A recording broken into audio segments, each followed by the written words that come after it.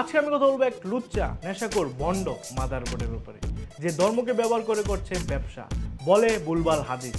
তো এই বন্ডের নাম হচ্ছে গোলাম মহিউদ্দিন টিপু।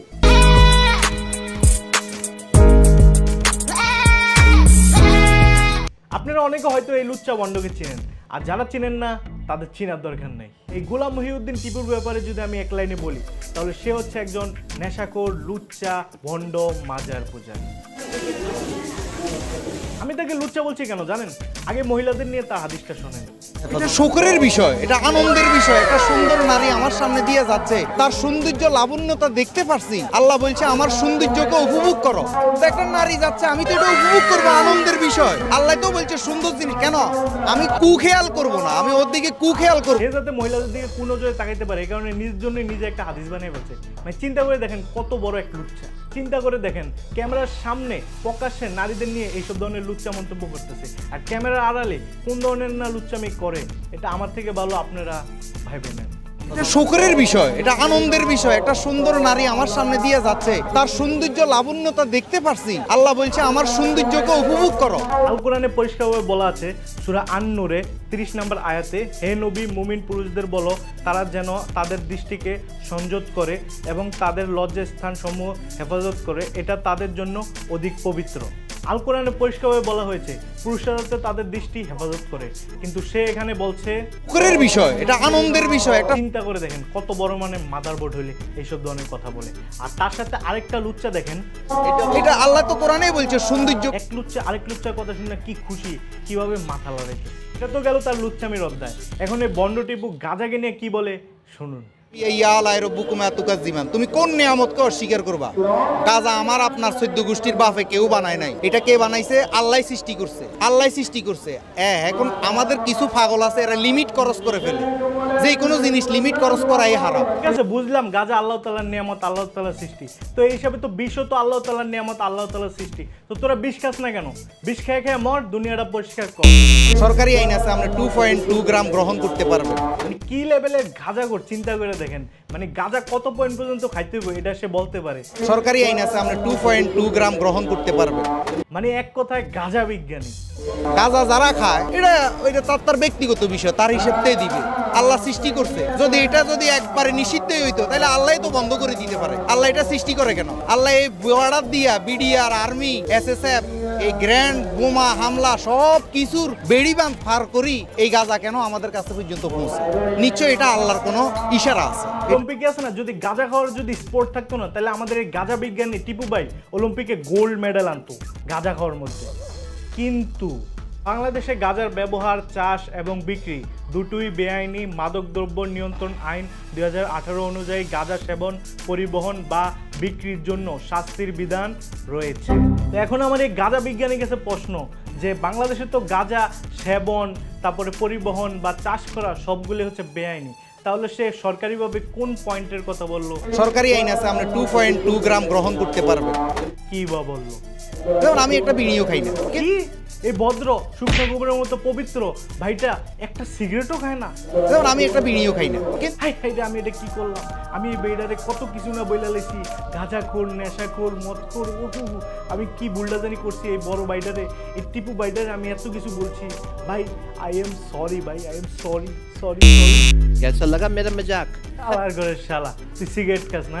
তার ঠোঁট দেখেন, তার ঠোঁট কুত্তার পুটকির মতো কালো হয়ে রয়েছে। মানে এত কালো কুত্তার পুটকিও তার থেকে একটু ভালো আছে। তে যদি সিগারেট না খাইতো তার ঠোঁট থাকতো আপেলের মতো, কিন্তু তার ঠোঁট হয়ে রয়েছে এখন কুত্তার পুটকির মতো। তো অত্যাচার জানি চলে এই ঠোঁটের উপরে, তাই তো এত কালো হয়ে রয়েছে। ঠিক দিক দিয়ে ভাবতে গেলে কিন্তু সে মিথ্যা কথা বলে নাই, সে কিন্তু সিগারেট খায় না, সিগারেটের ভিতরে গাঁজা বইরা খায়। মাদারবোর্ডকে একবার পুলিশও ধরে নিছে ভুল হাদিস আর নামাজের ব্যাপারে ভুল কথা বলায়, নিয়ে এমন সিদ্ধ ডিম দিছে। এটা উপরের দিকে উঠে এই আমাকে শুরু করছে মিথ্যে আমি যে শুধু আমার কি অপরাধ, কি স্যাটিসফাইং দৃশ্য। তুই শুধু কইস 5 ওয়াক্ত নামাজের কথা কোরআনে নাই। আমি কইছি আর ওই গানটার মধ্যে 21,600 ওয়াক্ত গানটা ভালো করে শুনলে নামাজ 5 ওয়াক্তের থেকেও আরো গুরুত্বপূর্ণ কথা বলছি। তবে স্যার সত্যি 5 ওয়াক্ত নামাজ পড়া হয় না। এখন প্রেমের বিষয়, আপনাকে যদি আমি না মান্যতা করি তাহলে কি হবে? এবারে কথা কইছি আরে স্যারে এমনি ডেঙিয়ে দিই, মানে ওনার চেহারার মধ্যে রেমেডি করো বুঝছে, মানে উনি এখন চিন্তায় পড়ে গেছে, কোনোটাই প্রমাণ করতে পারেনি। দেখেন তার কথা এখানে পুরাটাই বানানো। এটা ঠিক যে আল কোরআনে কোথাও লেখা নেই 5 ওয়াক্ত নামাজের কথা, কিন্তু এর ব্যাখ্যা আছে। এর জন্য আমরা চ্যাট জিপিটির সাহায্য নেব। কোরআনে 5 ওয়াক্ত নামাজের কথা সরাসরি 5 ওয়াক্ত বলে উল্লেখ নেই, তবে বিভিন্ন আয়াতে ইঙ্গিত এবং সময়ের বর্ণনার মাধ্যমে তা বোঝানো হয়েছে। অনেক ইসলামী চিন্তাবিদ ও তাফসির কারগর এসব আয়াত বিশ্লেষণ করে বলেছেন কোরআনে নামাজের 5টি সময়ের উল্লেখ আছে। নিচে যেই বিশ্লেষণগুলো আছে এগুলো আপনারা পজ করে আপনারা পড়ে নিন, আমি স্ক্রিনে দিয়ে দিতেছি, ভিডিওটা লম্বা করতেছি না। আর সারাংশ এখানে যেটা বলা হয়েছে, কোরআনে নামাজের 5টি সময়ের কথা ইঙ্গিতে বা ব্যাখ্যামূলকভাবে বলা হয়েছে, কিন্তু কোথাও সরাসরি 5 ওয়াক্ত এইভাবে বলা হয়নি। রাসূল সাল্লাল্লাহু আলাইহি সাল্লাম এর হাদিস ও আমলের মাধ্যমে এই 5 ওয়াক্ত নামাজ ফরজ হিসেবে নির্ধারিত হয়েছে। এখন আমরা এই বন্ডের 21,600 নামাজের কথা চ্যাট জিপিটিকে জিজ্ঞেস করব, দেখি এবার চ্যাট জিপিটি কি উত্তর দেয়। না, মানে একেবারেই না। না, কোরআনে 21,600 ওয়াক্ত নামাজ এর কথাও একেবারেই বলা নেই। এটি একটি ভুল তথ্য যা কোনো কোরআনিক আয়াত, সহিহ হাদিস বা নির্ভরযোগ্য ইসলামিক উৎসে নেই। এই ভুল ধারণাটি সাধারণত কিছু বক্তা বা বইয়ে দেখা যায়, যারা হয়তো জীবনে মোট পড়া নামাজ হিসাব করে এই সংখ্যা বলে থাকেন। যেমন যদি হিসাব করি 5 ওয়াক্ত নামাজ গুণ 4320 দিন, প্রায় 12 বছর, তাহলে হয় 21,600 ওয়াক্ত নামাজ। মানে সে এখানে যে কথাগুলো বলছে এগুলো পুরাটাই ভুল। এই ভিডিওর মধ্যে দেখেন এই ডারওয়াইনের বাচ্চা কি বলে। এই যে মানুষের লেজ আছে জানেননি, তাইলে আমরা কি আছিলাম? মূলত আমরা পশু।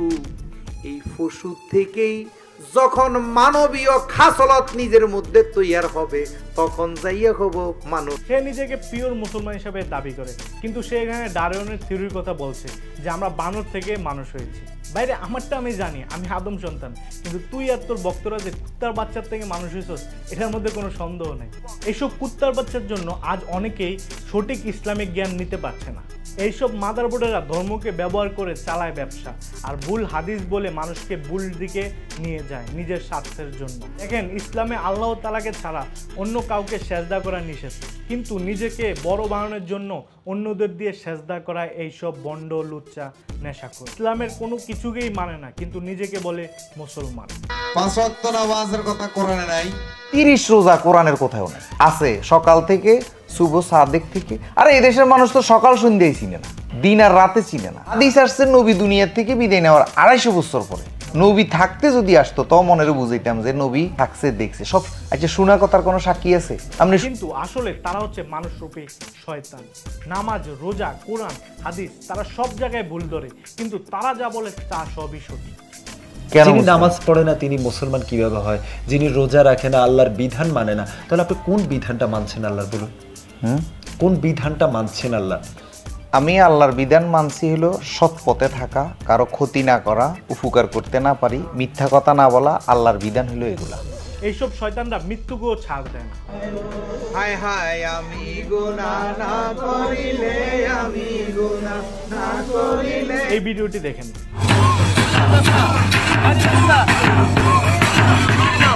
এবার হিন্দু লোকদের এই ভিডিওটি দেখেন। কোনো ভিডিওর মধ্যে কোনো পার্থক্য আছে? তাহলে আপনি বলেন, এই লোকটি যে কবর দিছে, এই কবর দেওয়া হইল? হিন্দুদের নিয়ম মেনে জীবনেও মুসলমানদের কবর দেওয়া হবে না। ইসলামকে অপপ্রচার হতে বাঁচাতে চাইলে আমাদের এইসব মানুষদের বিরুদ্ধে দাঁড়াতে হবে, এইসব মানুষদের কার্যক্রম বন্ধ করতে হবে এবং সবাইকে সতর্ক করতে হবে।